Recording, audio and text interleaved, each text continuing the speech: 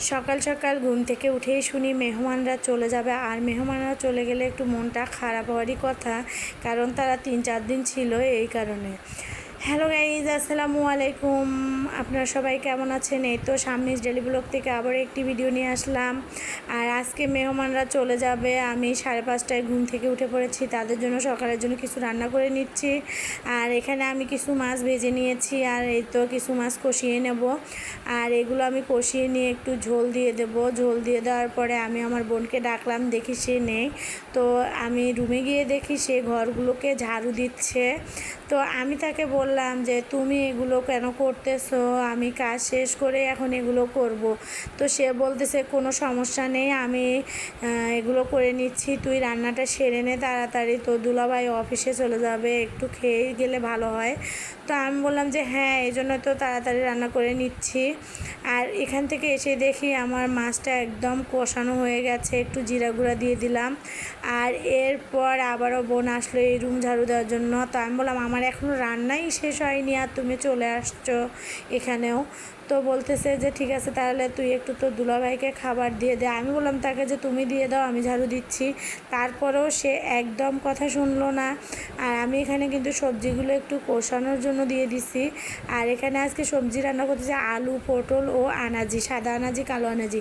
আর এই আনাজি কিন্তু আমার অনেক খাইতে পছন্দ হয়, আর আমি সবসময় আনাজির তরকারিটা রান্না করে থাকি।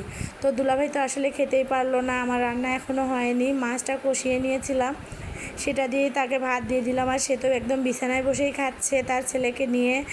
আর দুলাভাইকে বললাম যে একটু কিছু দিয়ে দে, আর একটু কিছু, সে তো আর কিছুই নিল না। আর সকালে কিন্তু আসলে অনেকেই ভাতটা পছন্দ করে না, আর যারা হয়তো বা সকালে চাকরি বাকরিতে চলে যায় তারা বাইরেই খেয়ে নিতে পছন্দ করে। আর আমি এখানে যে আমার সবজিগুলো কষানোর জন্য দিয়ে গেছিলাম, আবারও এসে একটু পরিমাণ মতো ঝোল দিয়ে দিলাম। আর এই ঝোলটাতে একটু মাছ দিয়ে দেবো, মাছ না দিলে তো একদমই ভালো লাগবে না। আর সকালের জন্য মোটামুটিভাবে আমার রান্নাবান্না হয়ে গেছে। এখন দুপুরে তো মেহমানরা খেয়েই চলে যাবে, আর দুপুরের জন্য তাদের জন্য রেডি করে নিচ্ছি। আর কি রান্না করব, একটু দেখলাম ফ্রিজে মাংস আছে, সেই মাংসটুকু বের করে নিয়ে কেটে নিয়ে রান্না করে নিলাম।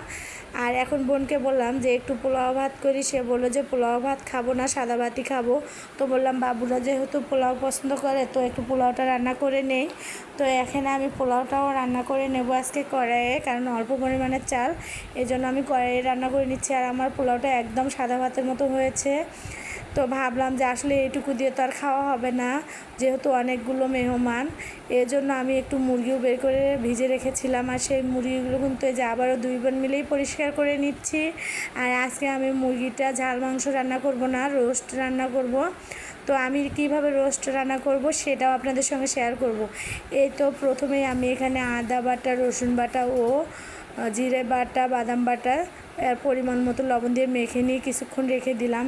এরপরে আমি এখন বেরেস্তা করার জন্য পেঁয়াজটা নিয়ে এখানে দিয়ে দিলাম। পেঁয়াজটা আমি লাল লাল করে আগে ভেজে নেব, কারণ যখন আমি মুরগির রোস্টগুলোকে ভাজবো তখন তেলটা একটু ময়লা ময়লা হবে, এই জন্য আমি পেঁয়াজগুলো আগেই ভেজে নিলাম।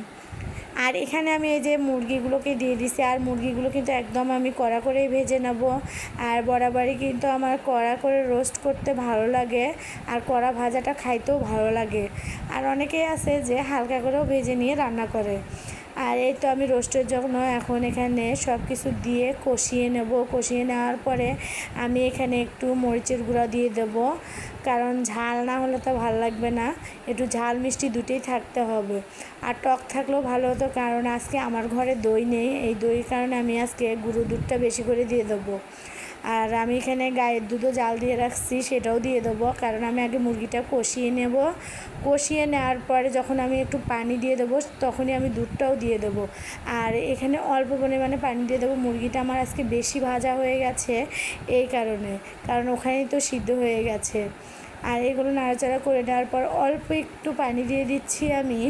আর পানি দেওয়ার পরে আমি এখন দুধটা বেশি করে দিয়ে দেবো, যেহেতু আজকে আমি এখানে দই ব্যবহার করতে পারিনি, এই কারণে দুধটার পরিমাণ আমি বেশি দিয়ে দিলাম। আর এখানে 2 ধরনের দুধ দিয়ে দিলাম। আর এখন ঢেকে দেবো, কিছুক্ষণ পর উঠিয়ে আমি চিনি দিয়ে দেবো। আর বাবুদের জন্য একটু চিনিটা বেশি দিয়ে দিলাম, তারা হয়তো বা মিষ্টিটা খেতে পছন্দ করবে পোলাওয়ার সঙ্গে, এই জন্য আমি চিনিটা পরিমাণে বেশি দিয়ে দিলাম। এখন আমি বেরেস্তাগুলোও দিয়ে দিলাম। তো গাইজ আজকে কিন্তু আমার রান্না মোটামুটিভাবে শেষ হয়ে গেল। আজকে মেহমানরা চলে যাবে, এই জন্য দুপুরের জন্য এগুলো রেডি করে নিলাম। আপনারা সবাই ভালো থাকবেন, আল্লাহ হাফেজ।